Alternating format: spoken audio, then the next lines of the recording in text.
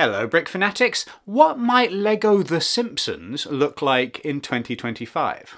This is not entirely idle speculation. Rumour has it that 2025 will see the LEGO Group releasing a direct-to-consumer set that is part of an IP that is currently unknown with the codename Clown. And some clever people have figured out that Clown might indeed be a reference to Krusty the Clown, who is a character from The Simpsons. It is worth pointing out that the codenames for LEGO sets don't always necessarily tie into the source material for the LEGO sets. For example, the Sonic the Hedgehog theme was codenamed Lemon, and there's not very much lemony about Sonic the Hedgehog, but the source of this rumour, tandnbricks, who has normally been fairly reliable in the past, has also shared a picture of a blue sky with clouds in the background, which does kinda suggest The Simpsons, or possibly Toy Story, but probably The Simpsons. Supposedly, the Clown LEGO set is going to cost around $230 US. It is important to take all of this with a pinch of salt. So on the one hand, you might take this as there's a good chance that we might be getting The Simpsons next year. What might that look like? Or you could just be sensible and take it as this is a thought experiment. This is looking at The Simpsons from its previous iteration and wondering how it might be updated hypothetically in the future. Go ahead and put yourself somewhere on that spectrum depending on your personal preference. Because if you do go back and look at the last time we got LEGO Simpsons, it is fairly dated by this point. It shows its age. It is very much of its time, which is about 10 years ago at this point. Just to recap what we have had previously, in 2014 we got The Simpsons Evergreen Terrace House, and we got a series of collectible minifigures. In 2015 we got the Quickie Mart and another series of collectible minifigures, and in 2015 we got the LEGO Dimensions packs. The sets that we got are pretty darn good, I have to say, especially of their time. They're definitely, I think, lacking the detail of a modern interpretation of any kind of IP partner, but at the same time, I think there's a lot of really neat stuff in here. And the minifigures, by and large, pretty solid as well. A lot of really nice characters that I particularly enjoyed, my favourite being Milhouse. Just a wonderful character to have in LEGO form, and he showed up in the LEGO movie, so that's nice. Now, the LEGO Dimensions stuff used a lot of the same parts and elements as the other set, and it's got to be said, these were quite nice as well, and the LEGO Dimensions and The Simpsons, another brilliant banger in the quite decent collection of Simpsons video games.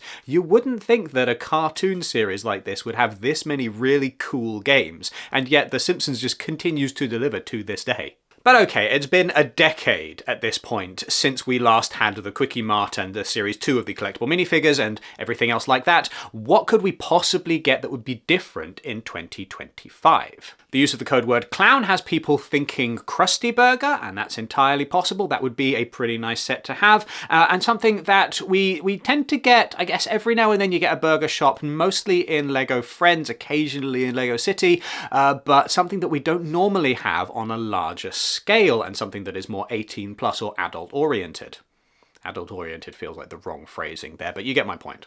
I think a diner set or a fast food restaurant set is something that is going to appeal not just to LEGO Simpsons fans, but I would imagine a lot of different LEGO fans in general, particularly those who love to lay out their cityscapes, would quite appreciate having a restaurant of that kind that they can then put into their lineup. That said, it having been so long since the last time that we had The Simpsons in LEGO, it might just be that we get 742 Evergreen Terrace, but with all of the modern design structures and build techniques that you would expect of a set from this particular era in time. And indeed, as much fun as it might be to get a Krusty Burger, Evergreen Terrace feels like a better starting point. Like, if this is going to be another theme akin to, for example, Lord of the Rings and Everybody Hopes Zelda, where we get one big set a year, then the ideal choice is going to be 742 Evergreen Terrace as a starting point, and then you move on from there. There are plenty of Simpsons locations that I can think would be really nice to have in LEGO form that we will absolutely definitely not get, such as the First Church of Springfield or Moe's Tavern. Something tells me that those are kind of off limits. So Krusty Burger, as an addition to what we already have, would make a lot of sense, and it's one that I could see the LEGO Group definitely thinking about a few years down the line if they were to be doing these as annual releases moving forward. I'd definitely rather get a Krusty Burger, say, in 2026, rather than getting another Quickie Mart, because we've already done that. And also, The Simpsons doesn't really like to use the Quickie Mart anymore, because of no reason. No reason. One location that might be very interesting to have in LEGO form, but which may or may not be okay depending on the LEGO Group's internal policies over what can have a LEGO set representation, would be something like, say, the nuclear power plant, ideally with fans to lower wind resistance and like a neat racing stripe on the side.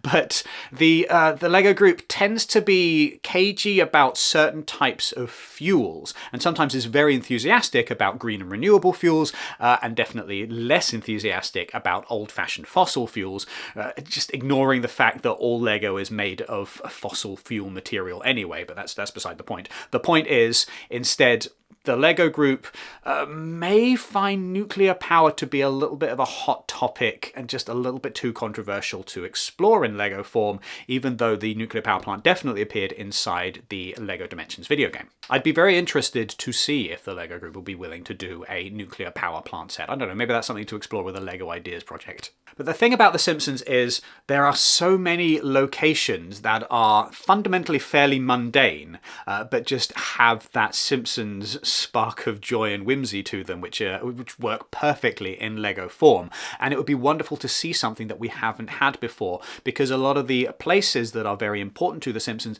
just so happen to be the kinds of locations that people have been saying for a while now, we would like a decent, really well-designed LEGO set for this kind of locale. I'm thinking specifically of Springfield Elementary. When we made a video a little while ago about what could potentially be coming for the LEGO Modular series in 2025, we had people suggesting that they really wanted a nice LEGO school, and that would be something that would be really cool, and Springfield Elementary would be an absolutely perfect venue for that because it's quite an iconic looking building, and it's got the opportunity for lots of classrooms and lots of classroom related stuff on the inside there. You can have computers, and you can have desks, and you can have tables, and you can have chalkboards, and you can have all of the fun stuff like that, but also it's all a bit run down and a bit crummy and a little bit broken, and that's always really fun to see in LEGO form. I love a distressed LEGO set, something that shows a little bit of wear and tear, because that's always, it just adds a little extra character rather than having something that's neat and shiny and polished. I think the LEGO Group would stop short of, for example, putting cages in the back of classrooms containing dangerous criminals, but definitely there's a lot of fun to be had in exploring Springfield Elementary in LEGO form, and that would be a really nice, cool idea for a LEGO set. One of the challenges that the LEGO Group might potentially have in doing these sets would be choosing which characters to include, because in previous years, way back when they did this originally, 10 years ago, there was a big LEGO set that was direct-to-consumer, and then there was also a series of collectible minifigures, so that whether you were getting the big set and spending a lot of money but getting the full experience, or whether you were just dipping in and buying a few extra characters, there was something for everybody. And also, in addition to that, it meant that if you were buying the big set, you could then supplement it by bringing across the collectible minifigures and putting a bunch of different characters into the set as well. Because if there's one thing that is definitely true of The Simpsons, it is that a lot of the ancillary characters, a lot of the background characters, a lot of the little gag characters that pop up every now and then, they are so fundamentally important to The Simpsons experience that it really feels lacking to not have them in LEGO form as well. There are no rumours at this point to suggest that we will be getting a Simpsons collectible minifigure series in 2025.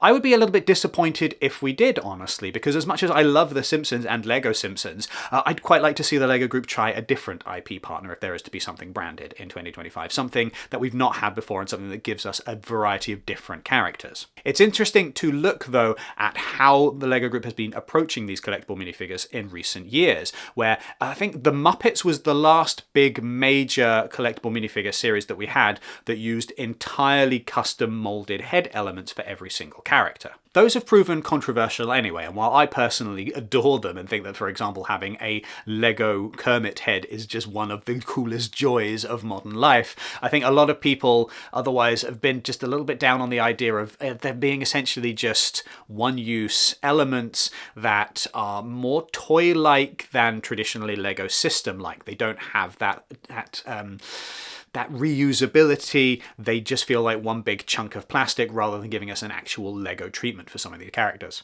Whatever's coming from a collectible minifigure series standpoint in 2025, definitely last year the LEGO Group went with a more traditional Lego minifigure style approach for the Marvel series that we got. So even characters like Beast didn't have a molded face, they had the funky molded hair and then a normal minifigure head. And so I wonder if that's going to be the LEGO Group's strategy for 2025 as well, for whichever partner that they work with, for whichever IP series of collectible minifigures we may or may may not get. It's absolutely not set in stone that we'll get anything, but just looking at recent years, it's fairly likely, or whether they're going to go whole hog again and have a bunch of custom molded heads for whatever they do.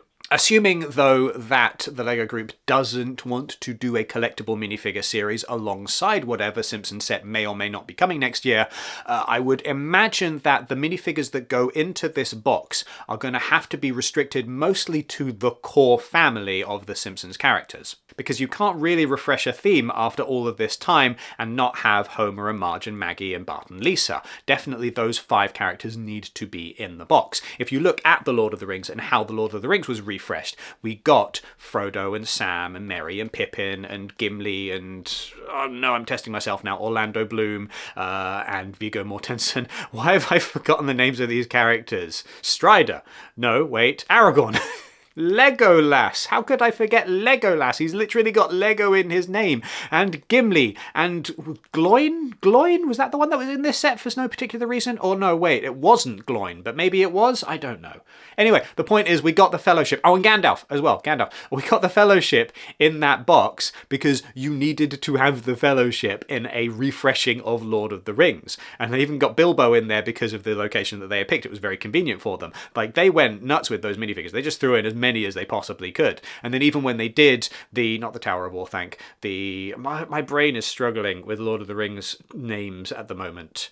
Even when they did Barad-dûr this year, we got a bunch of the characters that you would hope for, and then a bunch more. So they definitely went whole hog in including as much stuff as they possibly could to give us that minifigure treatment, because they knew that we're getting one of these sets every year. But they definitely need to give us those minifigures as well in order to make it feel complete. So for a hypothetical Simpsons set in 2025, you're definitely getting those core 5 Simpsons characters. You might get a Grandpa Simpson thrown in there as well. You might get a Krusty the Clown thrown in there as well.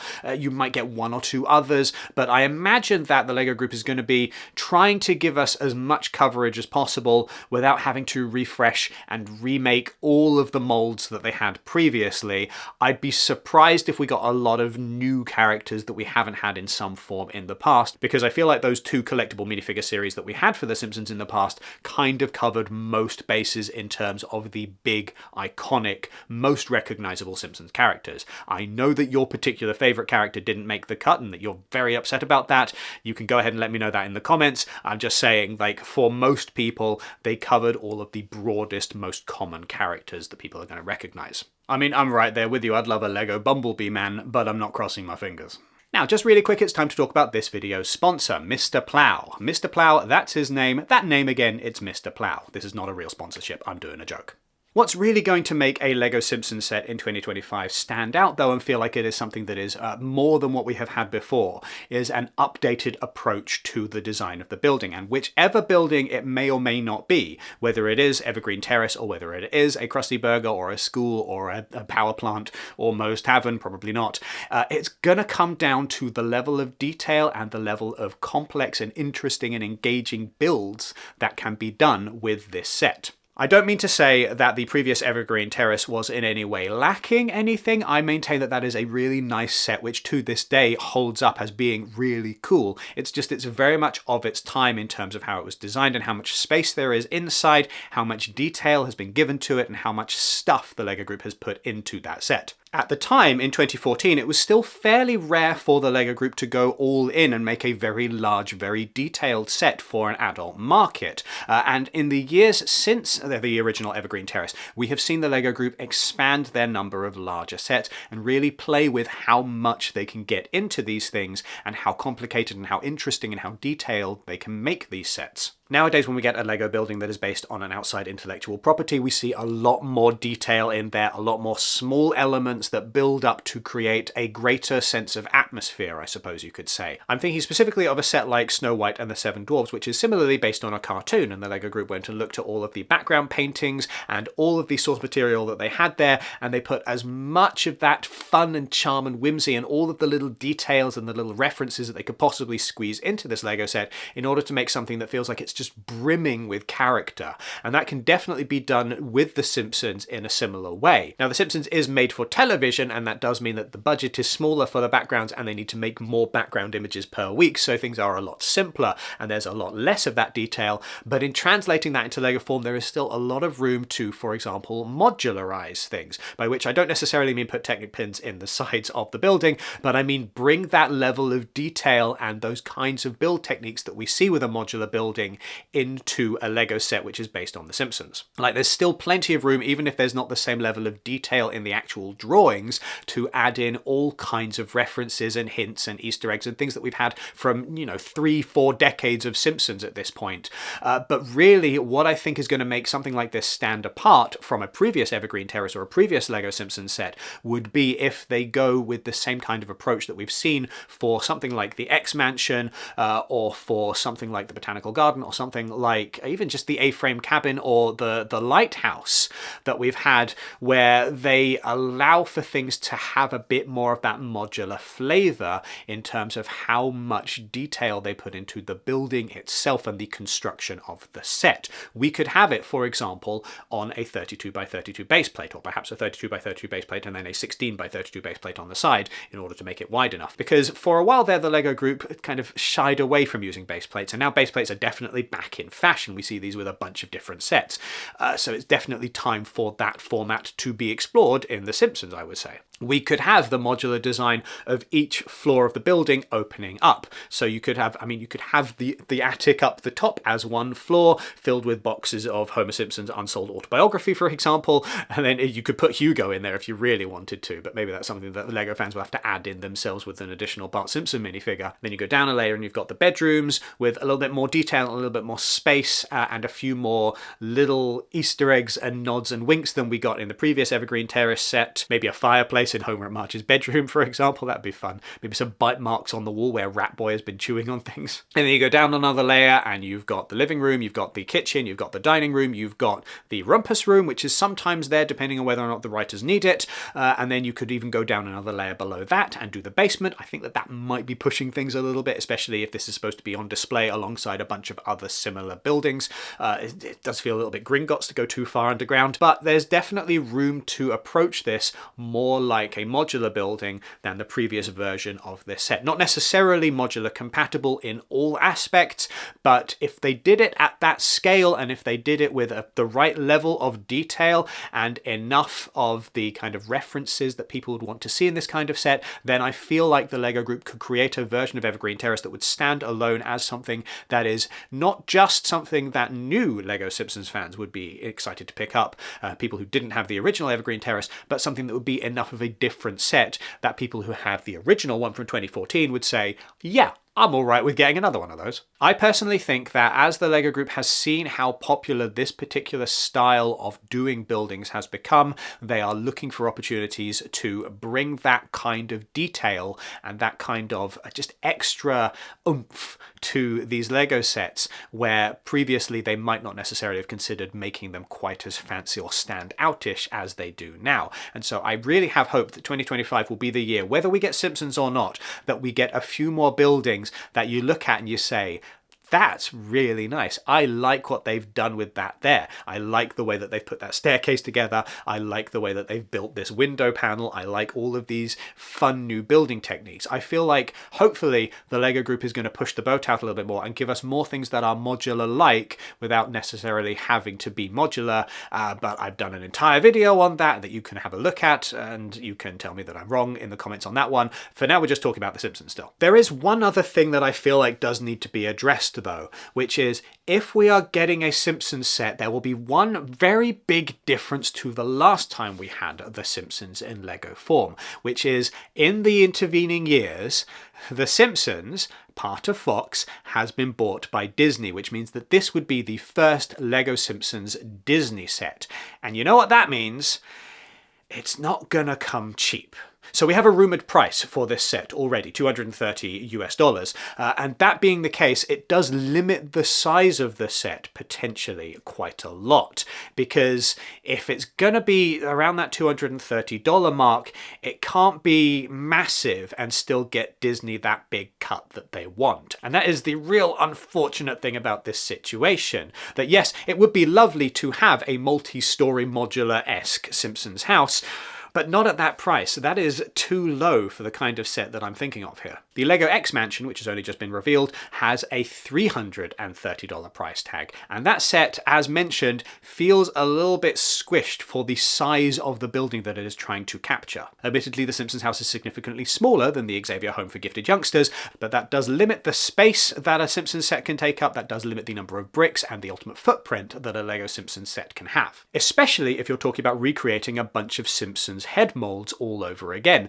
That's going to be costly, that's going to eat into this set. So given the price tag attached to this, as much as it might be wonderful to blue skies think about what kind of LEGO Simpsons building we could have if everything were thrown at the wall, at a $230 price point, it's not going to be the biggest set just because this is going to be an expensive partner for the LEGO group to work with. Disney is going to want a phenomenal share of whatever profits this set generates, and that means that the consumer is going to end up looking at this and potentially thinking, oh, it's not as good as I was hoping. All of this means that if you have seen the rumours of LEGO Simpsons returning in 2025 and you are hopeful for a nice, big, juicy 18+ set that has a lot of detail and a lot of cool stuff in it, I would advise against getting your hopes up too high, because if this exists, and that is a very big if because there is absolutely no guarantee that LEGO Simpsons is returning in 2025, if it does exist, it's gonna be limited by the amount that the LEGO group can really put into a set that is working with Disney, because Disney kind of messes things up in terms of the price of any of these LEGO sets, and there's only so much that the LEGO group can do with something that is going to be quite an expensive partner if Disney is taking that big of a cut. Honestly, there is a part of me that would rather see this set at the $330 mark and therefore have the space for a little bit more going into this set, rather than at the $230 price point where there's just not going to be room to really make this substantially bigger and better than what we have had before from LEGO Simpsons. But as said, all of this is entirely speculative and we have absolutely no guarantee that The Simpsons is returning in LEGO form in 2025. It is just nice to think about what we might potentially get. And if you have thoughts on that one way or the other, make sure that you let us know in the comments down below. Now, if you are watching this video and you are thinking, I would like to help out that YouTuber and give Brick Fanatics a little bit of support, well, there are many ways that you can do that. The best way is by using the affiliate link, which is down in the description, or the QR code that is currently on screen when you are making a lego.com purchase. The link takes you straight to the LEGO website.